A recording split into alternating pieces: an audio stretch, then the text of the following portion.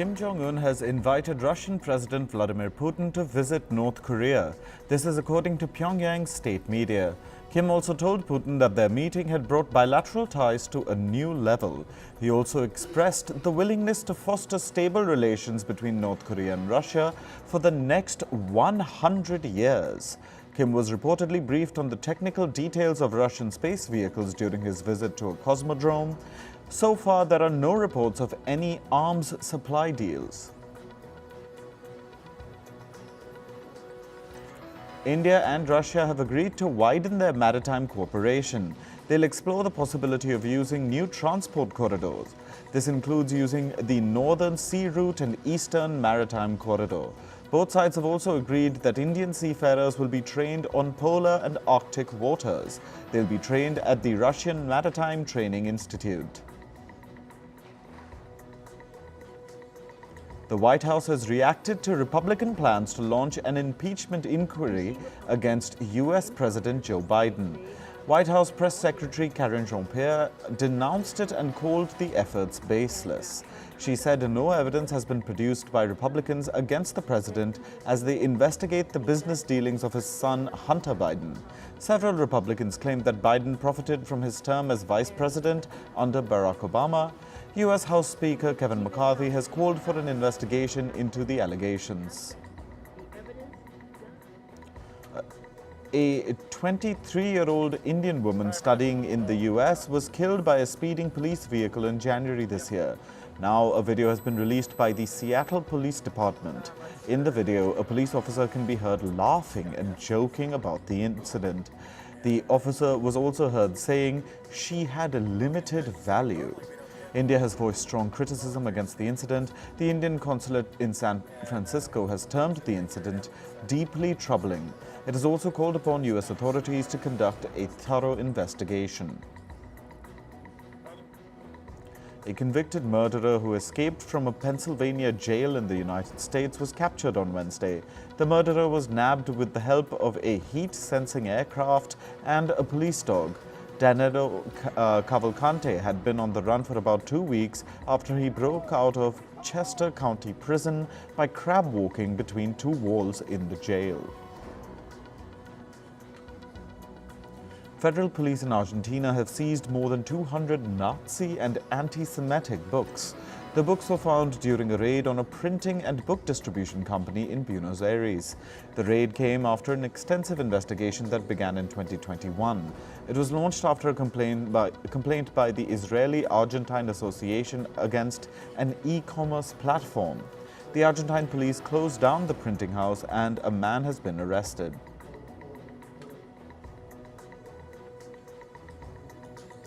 Israeli Prime Minister Benjamin Netanyahu and his political rivals have been presented with alternative proposals for the country's judicial overhaul plan.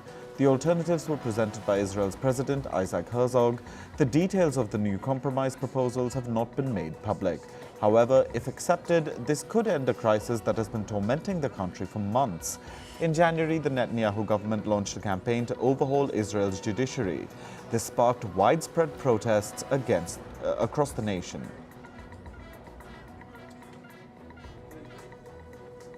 Five Palestinians were killed on Wednesday at the Israel-Gaza border. This happened after an explosive device appeared to have been detonated accidentally. This comes at a time when dozens of youngsters in Gaza held a protest along the border in support of Palestinians jailed in Israel. Pakistan could see a further rise in petrol and diesel prices. Prices could go up by about 10 to 16 Pakistani rupees per litre from September 15th. This is due to both its currency depreciating and higher international oil prices. The price of kerosene may also go up in Pakistan. China and Venezuela have signed several bilateral cooperation documents. These focus on various areas including the economy, trade and tourism. Venezuela's President Nicolas Maduro signed the deals with China's Xi Jinping after a meeting in Beijing. Maduro said the visit was historic as it marked a new era in China-Venezuela relations. Foxconn founder and billionaire Terry Gou has announced his running mate in Taiwan's upcoming presidential election. Actor Tammy Lai, who's part of the hit show Wave Makers, will be running alongside Gou. Gou must gather close to 300,000 voter signatures by November 2nd to qualify as an independent candidate. Taiwan's other candidates are yet to announce their running mates. Japan has witnessed a cabinet reshuffle. Japanese Prime Minister Fumio Kishida has picked a woman as foreign minister. A new defense minister has been appointed who earlier worked to build ties with Taiwan. The cabinet reshuffle comes amid a dip in popularity for Kishida. This follows a string of scandals, from data mishaps linked to government ID cards and the arrest of a minister on the suspicion of graft. Chilean workers took to the streets in the capital city of Santiago. They were protesting against the dismissal of nearly 7,000 health workers. They allegedly lost their jobs due to budget constraints. The strike seeks to reverse the layoffs. It also aims to hold the Chilean government accountable for commitments made in terms of their careers and retirement incentives.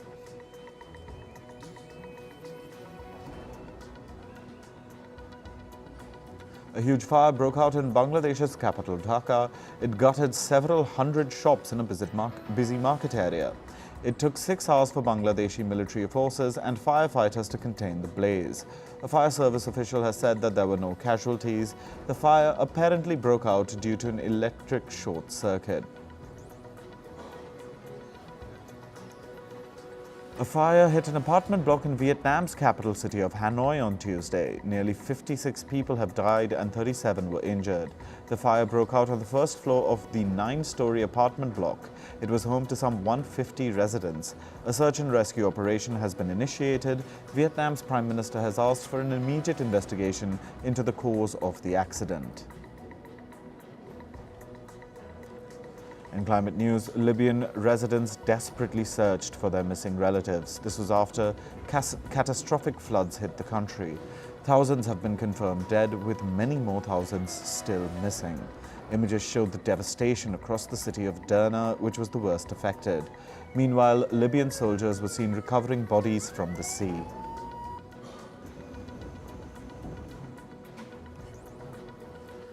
A new cyclone has hit southern Brazil. Drone footage shows landslides and flooded roads. This comes just after a different cyclone hit Brazil just a week ago. It left at least 41 people dead and thousands homeless. Europe's Lake Prespa is rapidly receding. It's one of the continent's oldest lakes and home to more than 2,000 species of fish, birds, mammals and plants. Water levels are now about 26 feet lower than they were in the 1970s. Environmentalists say the lack of rain, evaporation and the overuse of water are the main reasons for this water loss. Scientists say the world has crossed 6 of 9 planetary boundaries. Planetary boundaries are thresholds the world needs to stay within to ensure a stable, livable planet. These include climate change, biodiversity, fresh water and land use, and the impact of synthetic chemicals and aerosols. The degradation comes as a result of human-caused pollution and destruction of the natural world. Several dozen protesters gathered outside the New York headquarters of the investment firm BlackRock. They called on the company to cease financing fossil fuels. The protesters blocked roads, wore face masks of BlackRock's CEO, and erected a mock oil rig during their demonstration. Later, officials arrested a handful of the protesters. On to business and tech news. Argentina's annual inflation rate shot up to 124% in August. This is the highest level since 1991. It is pushing poverty levels past 40% in the country. Argentina is caught in a cycle of economic crises, with its currency also depreciating.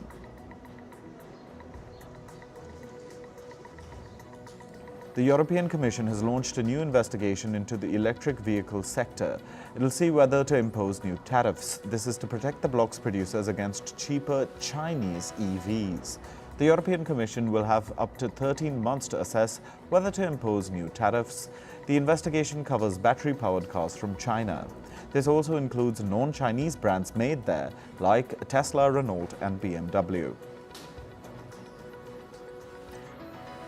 US and European firms are shifting investment away from China to other developing markets. This is according to a report from the research firm Rhodium Group. India is receiving the vast majority of this redirected foreign capital. India is followed by Mexico, Vietnam and Malaysia. Companies are distancing themselves from Beijing due to its challenging business environment, slow economic recovery and politics. India will come up with a new policy for electric vehicle makers. This is according to the country's Commerce Minister, Piyush Goyal. India is seeking to attract EV manufacturers and encourage greater investment in the sector. This comes while the Indian government is in talks with Tesla over the possibility of setting up a factory in the country. National Australia Bank has said it will shut down its Hong Kong office. This is because its offices in Singapore, Tokyo and Shanghai are its preferred hubs in Asia. The move is likely to impact about 50 roles in Hong Kong. NAB's move follows the decision of its peer Westpac. Westpac ceased its Hong Kong operations in June.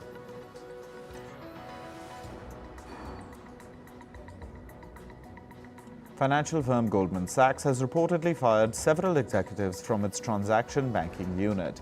This is because the employees had violated the firm's communication policy. The Goldman Sachs policy states that employees must conduct firm-related business on firm-approved communication channels. US regulators have so far fined dozens of American firms, collectively more than $2 billion. This is for allegedly failing to keep tabs on their employees' use of off-channel communications. Reports say financial firm Deloitte is planning to cut more than 800 jobs in the United Kingdom. This is about 3% of its British workforce. The move comes as Deloitte plans to focus on cost-cutting amid a slowdown in the second half of this year. Google's parent company Alphabet is laying off employees from its global recruiting team. The company said that the job cuts could impact a few hundred roles. However, it's not part of a wide-scale layoff and will significantly retain a majority of the team. Alphabet said that it will also help the workers search for new roles within the company and elsewhere. China says it has not issued a ban on the purchase and use of foreign phone brands. However, a spokesperson added that Beijing expects all mobile phone companies to strictly abide by its laws. This was in response to previous media reports. Earlier reports said that some government agencies and firms in China had told staff to stop using Apple's iPhones at work.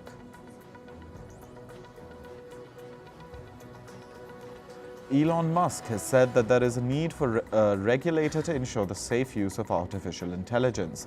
He says a regulator is likely to be appointed in the future. Musk said this after a meeting with US lawmakers at Capitol Hill in Washington.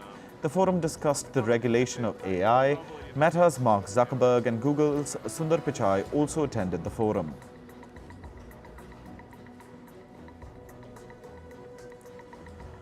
Moving to sports, we start with cricket. Pakistan will take on Sri Lanka in an almost semi-final clash at the 2023 Asia Cup today. Unpredictable Sri Lankan weather still remains a concern. According to forecasters, the match is likely to be interrupted multiple times.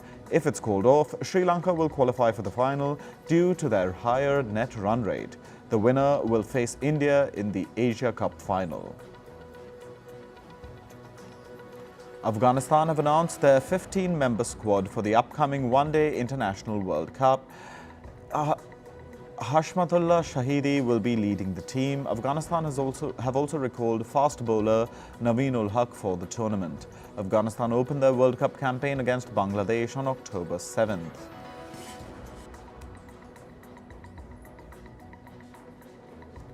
Australia's cricket governing body has mandated players to wear neck protectors. Cricketers will have to wear them under their helmets starting October 1st. The decision comes a week after Australian all-rounder Cameron Green sustained a concussion injury. This happened during the first ODI match in the ongoing series against South Africa. Australia's cricket body had recommended the use of neck guards since the death of Philip Hughes in 2014. However, a number of prominent players like David Warner and Steve Smith opposed the neck guards.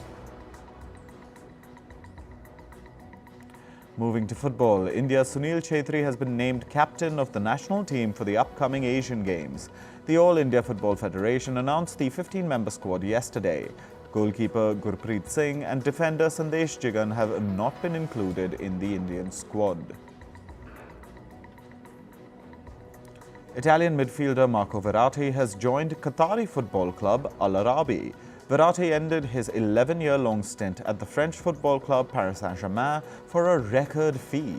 The Qatar Stars League reportedly paid over $48 million for his transfer.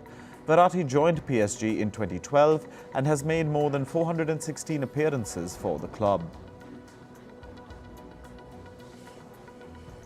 In tennis, world number 1 Novak Djokovic received a warm welcome in Serbia. Thousands of fans had initially gathered for the homecoming celebration of the Serbian basketball team. But then, Djokovic made a surprise appearance. He broke into tears of joy as the crowd cheered for him. Djokovic waved at his fans and held up his latest US Open trophy. The 36-year-old recently won his record 24th Grand Slam at the 2023 US Open. Indian badminton player PV Sindhu met Apple CEO Tim Cook. This was in California at a recent Apple event. During her encounter, Sindhu also proposed a friendly badminton match with Cook on his future visits to India. Sindhu took to social media to share photos of her encounter. Meanwhile, Lakshya Sen pulled out of the 2023 Hong Kong Open badminton tournament yesterday. Sen withdrew just hours before his match, handing his opponent a walkover. He was India's top-ranked shuttler participating in the meet. Other players like PV Sindhu, HS Pranoy have skipped it to focus on the upcoming Asian Games. North Korea is all set to end its 3-year-long absence from the global sporting arena. The country will feature in the upcoming Asian Games in China. A total of 191 North Korean athletes will compete at the multi-event meet starting next week. In basketball, America's National Basketball Association, or NBA, has approved new resting policies. It prohibits NBA teams from resting multiple star players from a game this season. Anybody who is selected in an All-NBA team or in an All-Star NBA team in the previous 3 seasons is considered a star player. That's according to the league's player participation policy. Teams might attract fines up to thousands of dollars for violating the new resting rules. Moving to entertainment news, Disney Entertainment TV has suspended several deals with producers. Despite this, the studio will continue to pay for deals in order to provide salaries for assistants until the end of 2023. The step comes at a time when the Hollywood actors and writers strike has no end in sight. Last week, Warner Brothers TV took a similar step. The show Real Time with Bill Maher will soon be on air. However, makers are not working with striking writers. Host Bill Maher said, and I quote, "It has been 5 months and it's time to bring people back to work. The writers have important issues that I sympathize with and hope they are addressed to their satisfaction, but they're not the only people with issues, problems and concerns." The show will return on September 22nd. The cast of the reality show Dancing with the Stars Season 32 has been revealed. The new cast includes real estate mogul and Real Housewives of Beverly Hills star Mauricio Umansky, singer Jason Mraz, and actor Allison Hannigan. The new cast members will compete in front of a panel involving Carrie-Anne Inaba and Bruno Tonioli. Tesla CEO Elon Musk has reflected on his on and off relationship with Aquaman actor Amber Heard. He has spoken about the romance in his new biography, calling it brutal. Musk and Heard met in 2013 and got romantically involved 4 years later. This was around the time when Heard had already filed for divorce from her former husband and actor Johnny Depp. Elon Musk's brother, Kim Musk, described Amber Heard as toxic and a nightmare.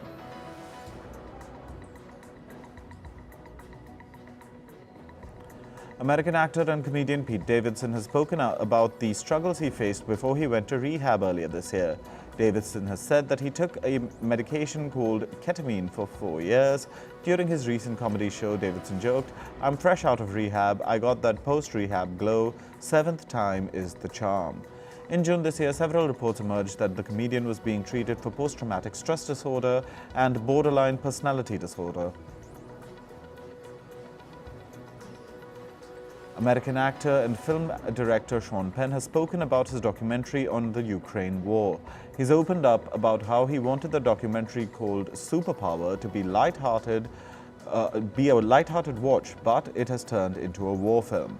The documentary initially wanted to portray comedian-turned-politician Volodymyr Zelensky's journey. Sean Penn met Zelensky in person off-camera on February 23, 2022.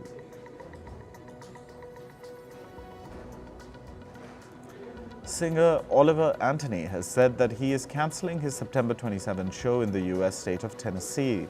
This is because of high ticket prices. The singer took to social media and said, "Ultimately, it's my fault for not being more directly involved with the venues who have reached out."